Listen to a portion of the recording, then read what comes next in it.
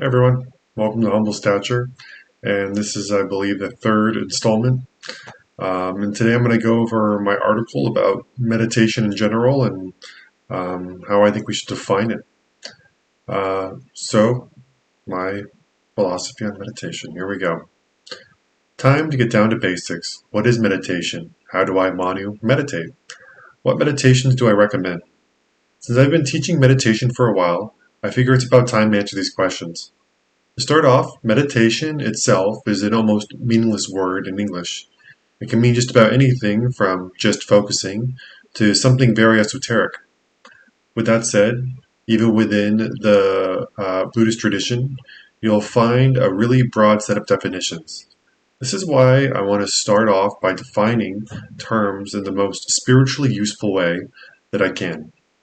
I'm really not interested in trying to prove this or that philosophy.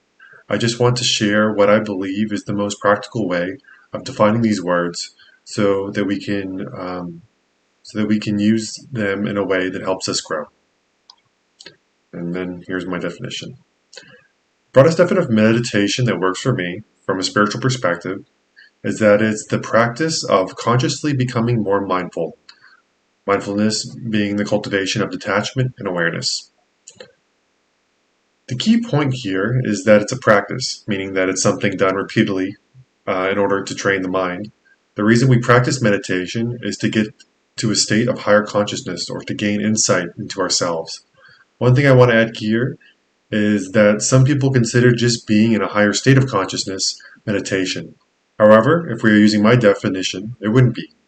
The reason is that just being isn't a practice.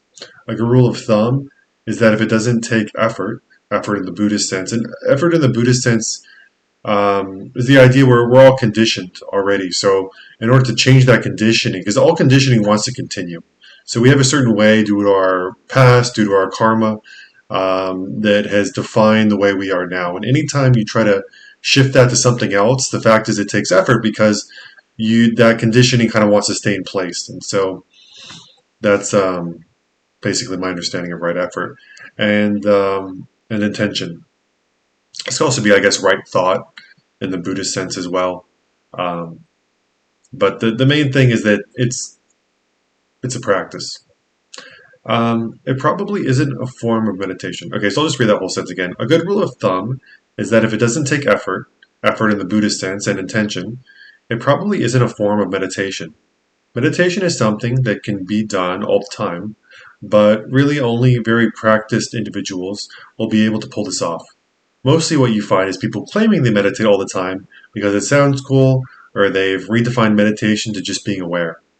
Sitting meditation with eyes closed is really the best way to meditate because it keeps our attention from going outwards and it has the fewest distractions. Just a little thing here. So even though sitting meditation is really considered to be the most effective form of meditation, when I go on retreats, a lot of times if you're meditating and sitting a lot and you start getting a lot of pain, I find that the walking can help balance it. And I think it also matters on what type you are. So it's just kind of as a general rule, sitting meditation is best. But depending upon your own state of mind, like if you find that you're really agitated and that when you sit, it's going to lead to negative consequences down the line because you feel too open or too vulnerable and maybe you just want something a little bit softer to help process, then I find like walking for long periods of time to be really helpful. And that I think too can be a meditation. So you do want to kind of consider other factors other than maybe like what's generally the best. And then the last sentence here, even if you can pull off having your eyes open and walking, it'll never be as deep as sitting for meditation. And this is true just because you have to just have a certain level of external awareness always if you're walking because you don't want to step on something, you don't want to lose your balance. So there's a certain level of your focus, and it can be very subtle. It's always going outside.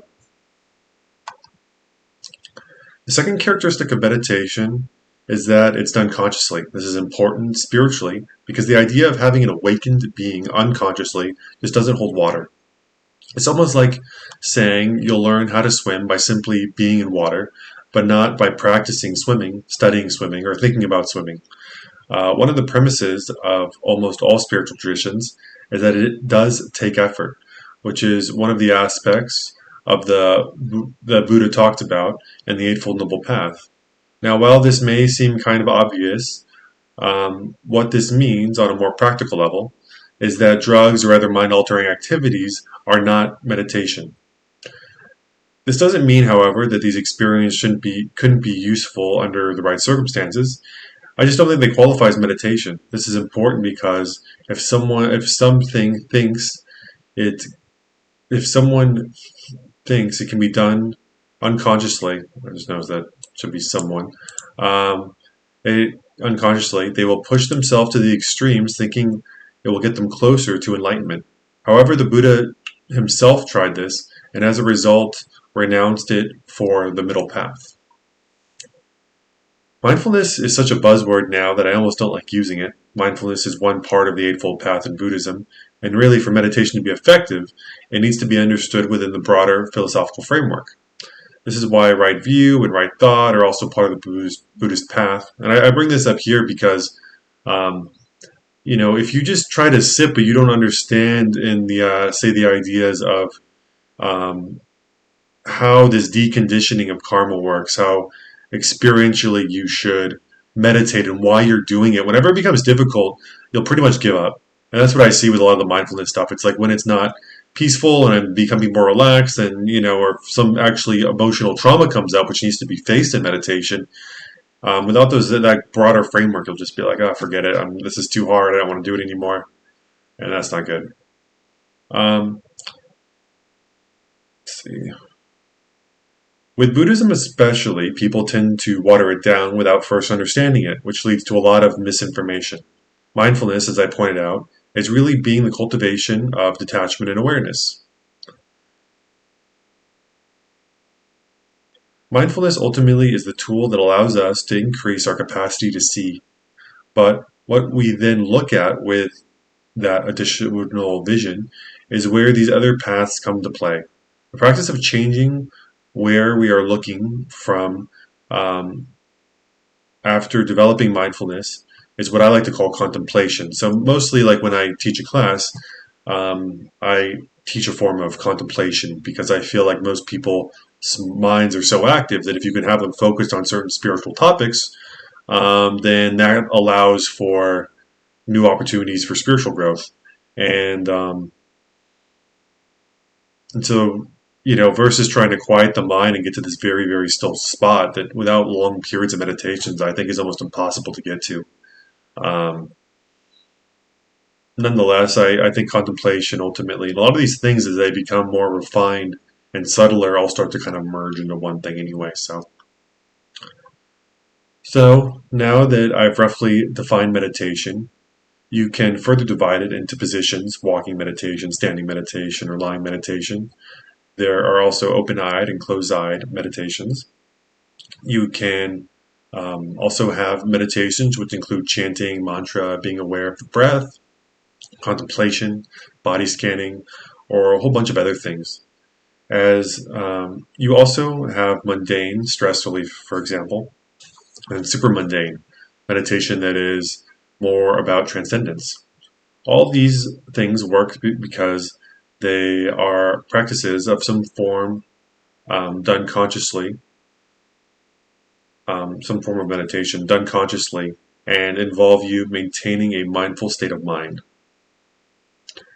I usually do mantra to start out with, which is the repetition of a sacred text or word.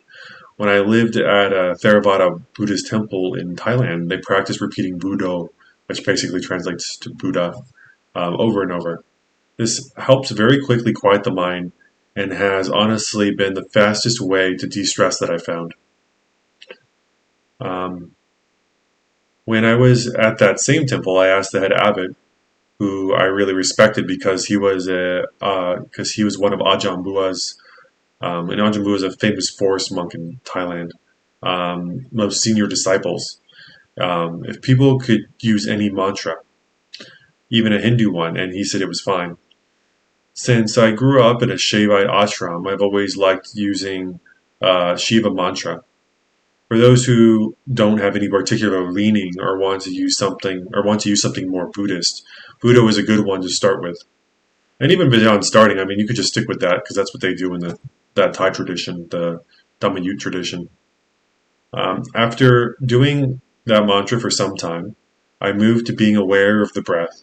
And when I am happy, and then when I am happy with my level of concentration, I do a form of slow body scanning that I learned from Essen Goenka Vipassana centers. There have also been many times after doing this for a period of time, everything seems to just disappear, and I go into a deep absorption state. After this point, pretty much everything is intuitive, and no instructions are really needed. The thing about that's funny about Essen Goenka is he's really against mantras for the most part. They kind of just believe in observing things naturally, and I understand why that is because I do think that kind of sitting alone in silence is, you know, very advanced. I think it can take you all the way, and if you just spend long hours just kind of being with yourself and meditating, that's wonderful. But when you have so many distractions and the mind is so agitated because you're in the world, it's a little bit misleading because I think that a lot of times you can't get to those deeper states of quiet, or you bring up something so large that you can't deal with it within one sit.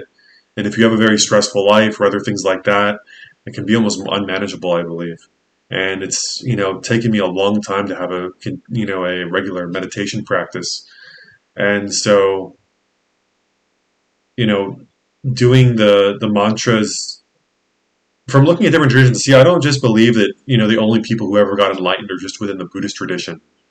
And so the repetition of mantras seems to be almost like a universal. I mean, it's also in the Theravada thing, but in the Hindu and even a lot of the Christian stuff, and repeating a verse over and over can be very basically like mantra type of work. And there's no doubt in my mind that it's a solid practice that has worked and does work.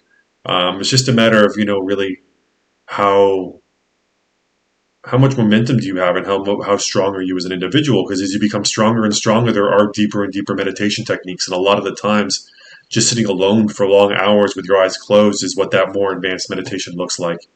I tend to find things that, like in some traditions, it just gets more and more complex, where the chanting or something like that is just you add more and more. Next thing you know, you've memorized an entire book of mantra, and that's considered to be like the super advanced thing. But in my view, usually it's like the simplicity. That the less there is, the less you know help you need from the outside, and the more you're able to just go within yourself in order to get the answers.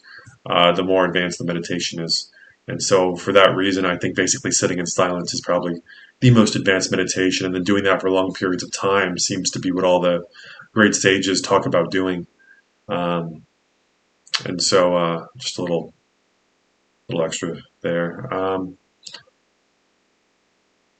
So next start. So now that we've covered my own practice, I want to finish up with what I recommend for most people. I believe that the Western mind is extremely active, and for this reason, contemplation, the ability to hold a question in mind and to allow yourself not to settle on the answer, is really the best course of action. This is why the majority of my meditations are philosophical in nature. Even during the guided meditation parts, I recommend that people just focus on their breath and just listen while being as mindful as possible. One of my favorite teachers too, he's a Hindu Advaita Vedanta teacher. His name's Nisargadatta Maharaj, and he used to just focus on the question, "Who am I?" And I believe he reached full liberation. And it was just by holding that in mind and not letting your mind settle. Because what you find is basically anything you can observe is not you. Is kind of the fundamental premise there. And it's really how I learned even about the Buddhist principle, and not to there being no self, and what that really means on a deep level. So I think that's very effective because he was a householder as well, and finding liberated householders. Well, there's just not. I mean, liberated householders who didn't become monks or devote their lives to spiritual teaching per se. There's just very few of them, and so I don't know. I find that promising that that's kind of was his practice, and he was able to make so much progress with it. Um, since I really got deep into meditation from the Essen Goenka tradition, I've always really loved group meditation. Something about having a bunch of people around me who are also dealing with their own internal struggles has always given me the feeling that I'm not alone. It's also given me the courage to preserve Oh, persevere.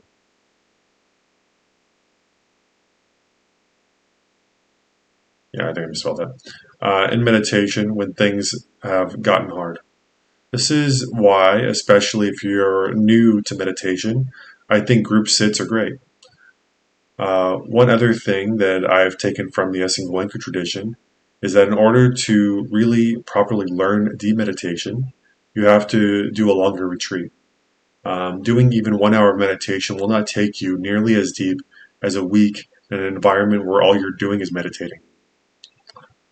And that's why I still recommend the Goenka retreats and or doing a retreat. Any retreat I guess would be good if it's with a legitimate teacher. But to really understand the core of meditation, you gotta sit for long periods. You just do. Can't learn from a book. This is why my meditations are not really about quieting the mind, but getting that active Western mind to focus on the more deep, on the deeper, more meaningful questions.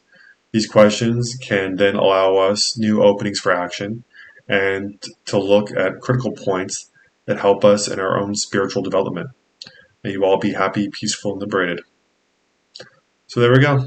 That's it. I hope you enjoyed that. Please subscribe, and if you have any questions or anything else, you're welcome to message me. And so, may you all be happy, peaceful, and liberated. Thank you.